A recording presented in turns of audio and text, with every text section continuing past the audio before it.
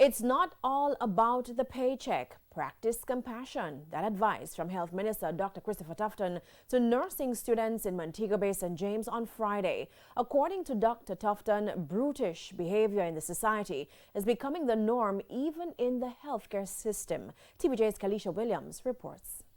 Nurses have been leaving the island in droves in recent times to find better opportunities overseas.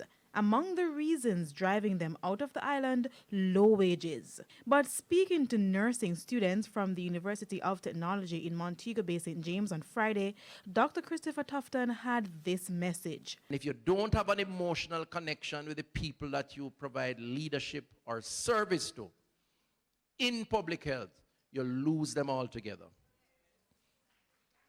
And I am saying that to you to say to you as nurses, please, I beg you, if you do nothing else, prepare to get a B rather than an A, but study and throw yourself and demonstrate compassion in the service that you deliver each day.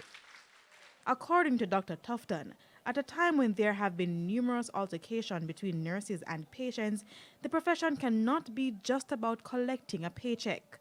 You're not going to be able to deal with what who used to teach marketing and sales would describe as the customer from hell.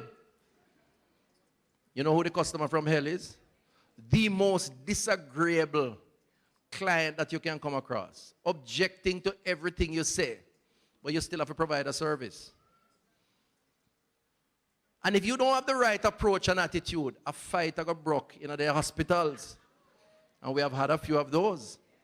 In the meantime, Dr. Tufton told the nursing students that over the next couple of years, they will have better infrastructure in the public healthcare system to do their jobs.